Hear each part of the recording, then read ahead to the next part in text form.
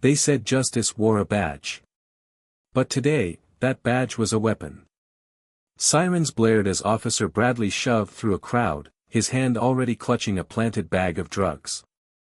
He held it high, sneering at the young black girl in a black crop top and jeans.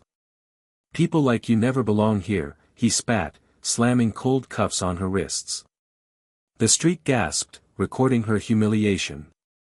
What no one knew, what Bradley couldn't even imagine, was that his lie had just awakened the one secret more dangerous than any crime, her Mafia bloodline. The flashing red and blue lights weren't a call for safety, they were a weapon. Officer Bradley shoved his way through the crowd, eyes locked on a young black girl in a black crop top and jeans. "People like you never belong in towns like this," he sneered, pulling out a small plastic bag. He pressed it high for everyone to see. "Caught with drugs. Typical."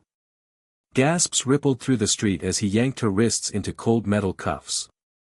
But behind her calm, tearless eyes was a secret no corrupt cop could imagine, one that would flip this humiliation into a storm of power. The street froze. Passers-by, cafe customers, even a woman carrying groceries, all stopped to stare. Not a single voice rose in her defense. Whispers slithered through the crowd, "Another druggie, figures." Bradley shoved her down harder, forcing her knees to scrape against the pavement. His smirk widened as he held the planted bag higher. "See this? Proof. You people only know one way to survive, selling poison to our kids." Her wrists bled beneath the cuffs, metal biting into her skin. She lifted her head, trembling but unbroken. "That's not mine," she whispered, her voice cracking yet steady enough to cut through the murmurs. Bradley leaned closer, his breath hot with contempt. "Save your lies. No one here will believe a worthless girl like you." Gasps spread again, but this time, her unflinching stare hinted that his words had awakened something dangerous. Bradley yanked her up by the cuffs and dragged her toward the patrol car, each step a public parade of shame. Phones flashed, recording her face, her body, her silence. "Look at her," he barked to the crowd. "Another parasite off the streets. Brookhaven safer already." Laughter and murmurs of agreement stung her ears. He shoved her against the hood of the cruiser, metal searing hot under the sun. The cuffs dug deeper, carving pain into her wrists. Bradley pressed harder, making sure every eye saw her pinned and powerless. "You're nothing," he hissed.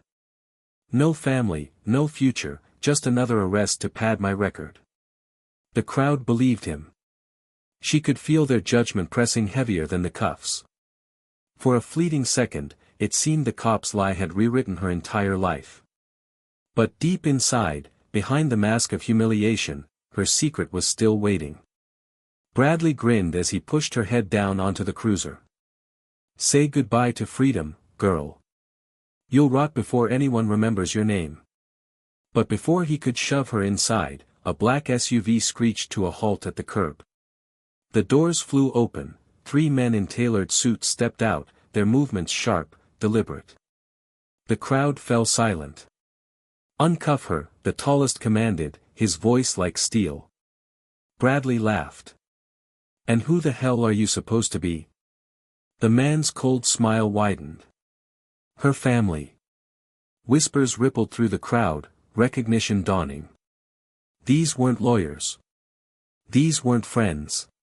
They were Mafia. The kind that made cops disappear overnight. The girl finally lifted her chin, her eyes steady and defiant. "You thought I was no one," she said softly, each word carrying weight. "But you just picked a fight with the wrong bloodline." For the first time, Bradley's hand trembled on the cuffs.